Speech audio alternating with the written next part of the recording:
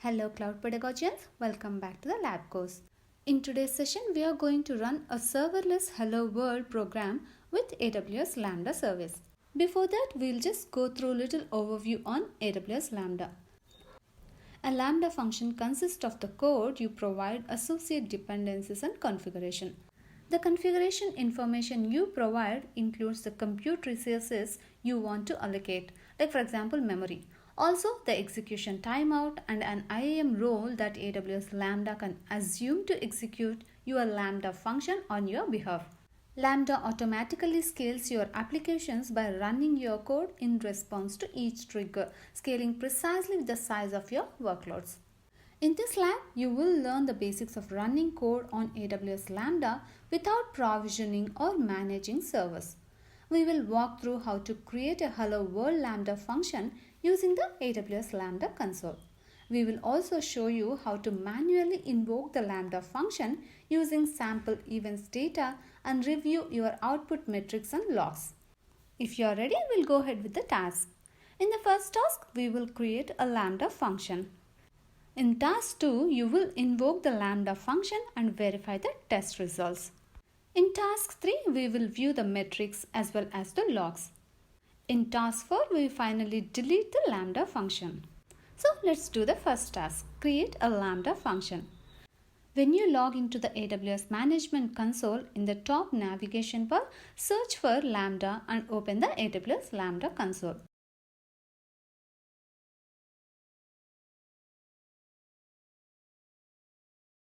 In the AWS Lambda console, choose Create Function.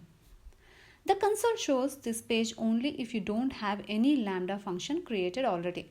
If you have created functions already, you will see the Lambda and then the function page. On the list page, choose Create a Function to go to the Create Function page. In the function page, we will select a blueprint. A blueprints provide example code to do some minimal processing.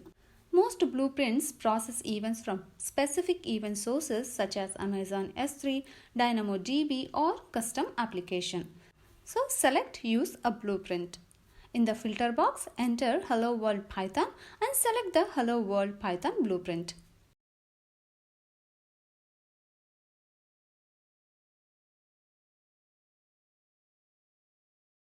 Then choose Configuration. You will now enter basic information about your Lambda function.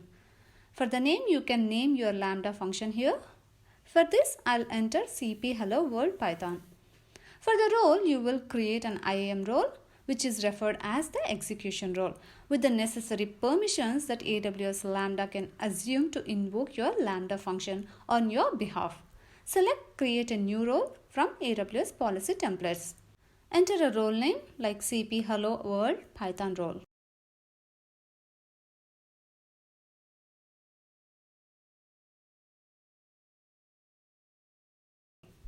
In the Lambda function code section, you can review the example code authored in Python. Go to the bottom of the page and choose Create Function.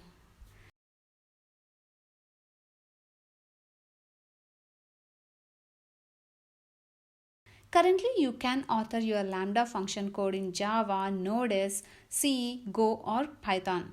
For this tutorial, I am using Python as the runtime. For handler, you can specify a handler like method or function in your code where AWS Lambda can begin executing your code. AWS Lambda provides event data as input to this handler, which processes the event. In this example, Lambda identifies this from the code sample and this should be pre-populated with Lambda function.lambda handler.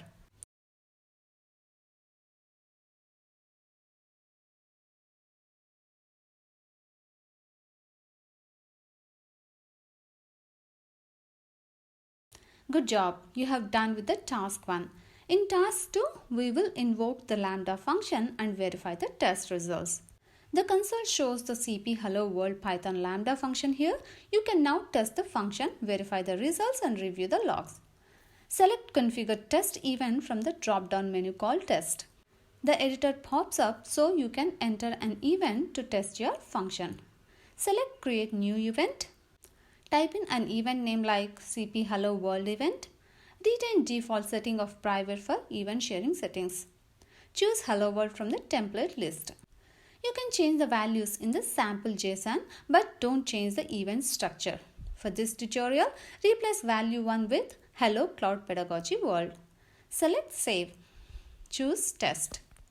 Upon successful execution, view the results in the console.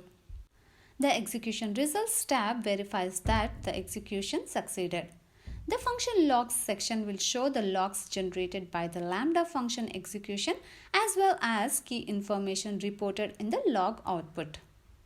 Good job! You have done with the task 2 as well. In the task 3, we will view the metrics and logs that are generated by the function. First, we will monitor the Lambda metrics. AWS Lambda automatically monitors Lambda functions and reports metrics through Amazon CloudWatch. To help you monitor your code as it executes, Lambda automatically tracks the number of requests, the latency per request, and the number of requests resulting in an error and publishes the associated metrics. First, we will invoke the Lambda function a few more times by repeatedly choosing the test button. This will generate the metrics that can be viewed in the next step. I'm clicking quite a few times. After that, select the Monitor tab to view the results. Scroll down to the View Metrics for your Lambda function. Lambda metrics are reported through Amazon CloudWatch. You can leverage these metrics to set custom alarms as well. I'm not going through that process right now, but just to know. The Monitoring tab will show CloudWatch metrics like invocation, duration, error count and success rate, throttles, asynchronous delivery failures, iterator age, and concurrent executions, etc. Next, we'll go through how to view the logs. We learned that AWS Lambda automatically monitors Lambda functions on your behalf. At the same time, it also pushes logs to Amazon CloudWatch. To help you troubleshoot failures in a function after you set up permissions, Lambda logs all requests handled by your function and also automatically stores logs generated by your code through Amazon CloudWatch logs. You can change the log data retention setting for CloudWatch logs. By default, logs are kept indefinitely and never expire. You can adjust the retention policy for each log group, keeping the indefinite retention. But be aware of the AWS price to use it. Note that it may take 5 to 10 minutes for logs to show up after a function invocation, so be patient. Approximately after 5 minutes, just click Logs tab here. You can see the inserted logging statements which are in your code to help you validate that your code is working as expected. Here we click on the log link and see our code logs.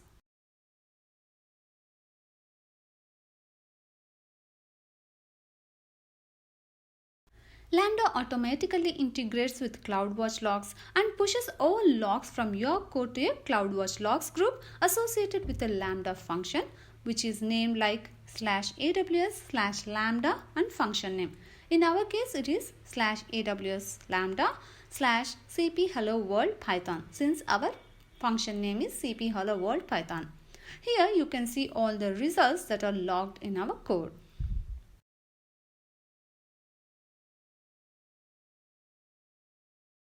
So great job, you have done with the task 3 as well. In the task 4, we will delete the Lambda function. With AWS Lambda, you pay for what you use. After you hit your AWS Lambda free tier limit, you are charged based on the number of requests for your function and the time your code executes. While you will not get charged for keeping your Lambda function, you can easily delete it from the AWS Lambda console. To delete the Lambda function, select the Actions button and select Delete function. You will be asked to confirm your termination. Select Delete.